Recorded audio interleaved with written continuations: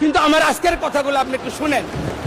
জয়নাল আবদিন ফারুক উনি সাইজ দেখলেন, এটার ওজন দেখলেন, কিন্তু বিগত 16টা বছর যারা এইখানে বৈশা অপবিত্র করছে এই চেয়ারগুলারে, এগুলারে একটু জমজমের পানি দিয়া আতর গোলাপ দিয়া যদি ধুইতো তাইলে এটা বোধ আরো ভালো হইতো।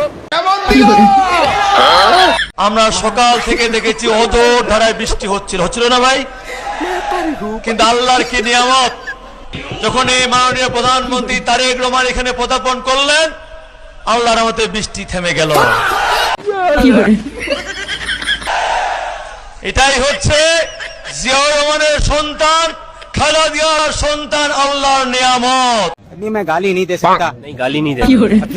फैमिली देखती है, वरना मैं ऐसे गाली दूं, ऐसे गाली दूं ना, जिंदगी भर याद रखें ये बड़े भाई। প্রতিটা গ্রামে 1 লক্ষ স্বাস্থ্যকর্মী নিয়োগ দেওয়া হচ্ছে। প্রতিটা গ্রামে 1 লক্ষ স্বাস্থ্যকর্মী নিয়োগ দেওয়া হচ্ছে, শোনা গো আমার, যার মধ্যে 80% মহিলা নেওয়া হবে। প্রত্যেকটা গ্রামে 1 লক্ষ করে স্বাস্থ্যকর্মী নিয়োগ দেওয়া হবে, আর এটার ক্ষেত্রে বেশিরভাগ মহিলাদেরই অগ্রাধিকার থাকবে, এমনটাই সংসদে বলতেছে আমাদের স্বাস্থ্যমন্ত্রী। তো বাংলাদেশের প্রত্যেকটা গ্রামে যদি 1 লক্ষর বেশি স্বাস্থ্যকর্মী নিয়োগ দেওয়া হয়, তাহলে এই বাংলাদেশে মোট কত হাজার গ্রাম আছে? উঠালে রে দেবা, উঠালে রে বাবা। কওমি মাদ্রাসায় নাকি বরাদ্দ দেওয়া হয়নি। আমি ওনাকে বলতে চাই, কওমি অর্থ হচ্ছে গোষ্ঠী। বাংলাদেশ জাতীয়তাবাদী দল কোনো গোষ্ঠীর জন্য, কোনো ব্যক্তির জন্য কাজ করে না। বিএনপির জনবান্ধব বাজেটের দিকে ধন্যবাদ মাননীয় সদস্য, বাকি কথা টকশোতে বলবেন। I want to thank আফা না এটা ট্যাং হবে না, এটা হবে ট্যাঙ্কস। আফা মনে তারা ওর মধ্যে নাইটি পরিয়ে আয় বুঝছে। প্রধানমন্ত্রী from my heart. This is very thanks মাননীয় স্পিকার। I can't আশা করেছি এবং ডন্ট চিন্তা ভাবনা আমার মধ্যে ছিল না। Thinking is the very proud. 1600 square mile of কাঁচা রাস্তা। In that হলের পানি, in the falling in the net for fish, জাল ধরার জন্য মাছ এখানে। ভেরি নাইস, বিউটিফুল দ্য প্রকৃতি ইন দ্য নেচার। তো আমি তো কাঁচা রাস্তা তো সঠিক বাংলা বলেছি, তাই না? তো এখন আমি কি বলবো, ডার্ট রোড আর আনপেভড রোড কোনটা? আপনারা বুঝবেন ওইটা বললে?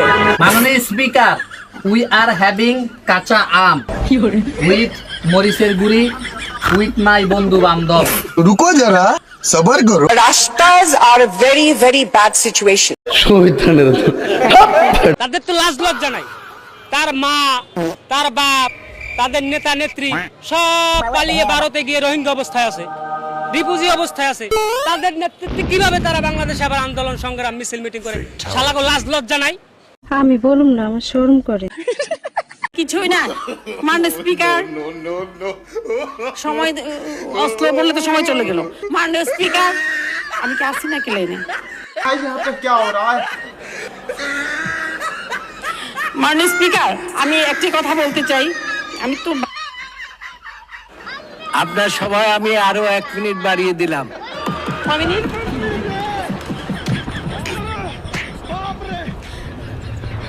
মাননীয় স্পিকার, আমাদের সকলের আসল স্বপ্ন ছিল স্বাধীনতা, দেশের জনগণের জন্য দিবে সুখ, শান্তি, সমৃদ্ধি, নিরাপত্তা, উন্নত জীবনের নিশ্চয়তা। আমরা নিজেরা হব নিজেদের ভাগ্য নিয়ন্ত্রণ, বাইরে কারো খবরদারি থাকবে না। হানজালা নাকি আর একটা হারামজাদা? এমপি হানজালা নাকি আর একটা হারামজাদা? আমরা আওয়ামী লীগের হারামজাদাদেরকে দেখেছি, মানে তাদের আচরণটা এরকম যে বিএনপি ক্ষমতায় থেকেও বিএনপি ক্ষমতায় নাই, আর ক্ষমতায় আছে আপনার এই জামাত ইসলাম। মাথা নষ্ট। রাশেদ খান নামে একটা লোক আছে না, এটা কাবিলের প্রেতাত্মা। কাবিলের সাথে ওর জীবনের মিল আছে। সে যাই করুক না কেন, একটা গোষ্ঠীর উপরে দোষটা চাপিয়ে নিজেকে ভালো সাজায়। দেখি হয়তো আপনি মনে করতেছেন আমি ব্রাজিলের একজন অন্ধ ভক্ত, কিন্তু আমি নিজেকে মনে করি আমি একজন ব্রাজিল যোদ্ধা। যে ওয়ার্ল্ড কাপের সময় পতাকা, এই জার্সি, বিভিন্ন জিনিসপত্র কিনি, বাংলাদেশের অর্থনীতিতে একটা অনেক বড় অবদান রাখি।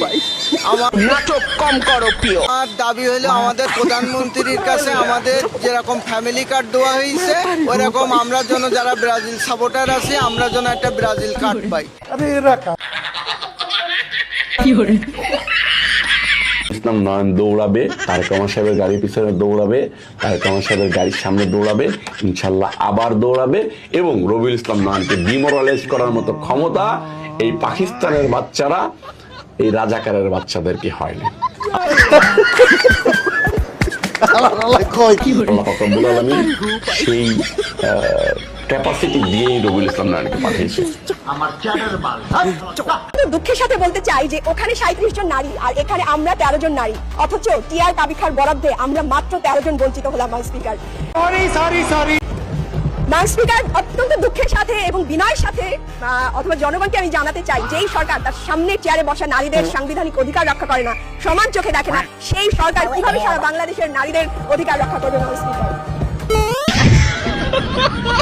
বক্তব্য আমি বলতে চাই, মাননীয় স্বাস্থ্যমন্ত্রী কিছুদিন আগে একটি বক্তব্য ফেসবুকে ভাইরাল হয়েছে মাননীয় স্পিকার, সেখানে মাননীয় স্পিকার আমাকে একটু সময় বাড়িয়ে দেবেন। সেখানে ভাইরাল হয়েছে মাননীয় স্পিকার, সেখানে তিনি বলেছেন কোট আনকোট, তিনি বলছেন আপনাকে হাত জোর কইরা কই কোন রকম ইলেকশনটা পার কইরা দেন, ইলেকশনের পরে দেখবেন কি রূপ আমার। তিনি একটি শব্দ বলেছেন, তিনি বলেছেন জাউরা রূপ দেখবেন আমার। মাননীয় স্পিকার, এটা হয়তো অসংসদীয়, এই জন্য আমি এটা বললাম না। ইলেকশনটা পাস করে নেন, ইলেকশনের পরে দেখবেন আমি কি রূপ আমার, জাউরা রূপ দেখবেন আমার। তো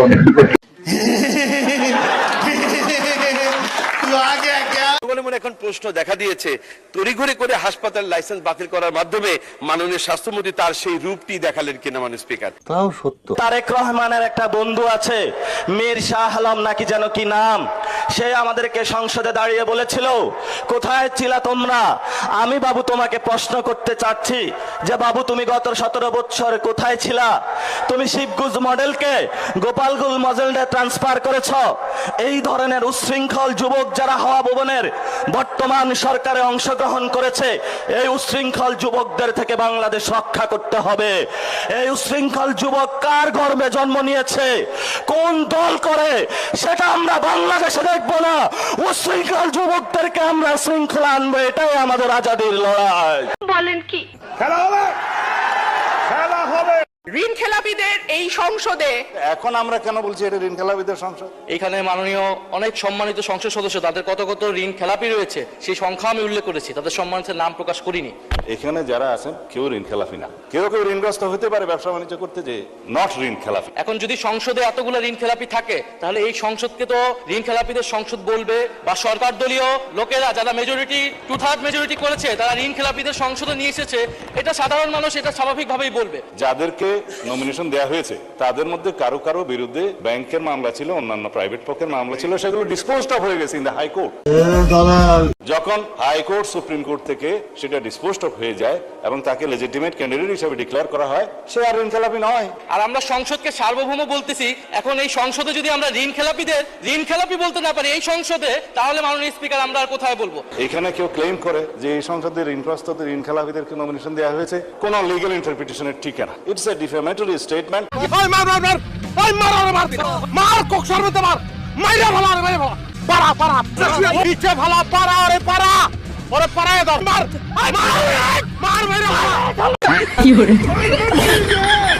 তবে বন্ধুরা আজকের জন্য এই পর্যন্তই, দেখা হবে আবার অন্য কোনো ভিডিওতে। Bye bye, tata, Gaya.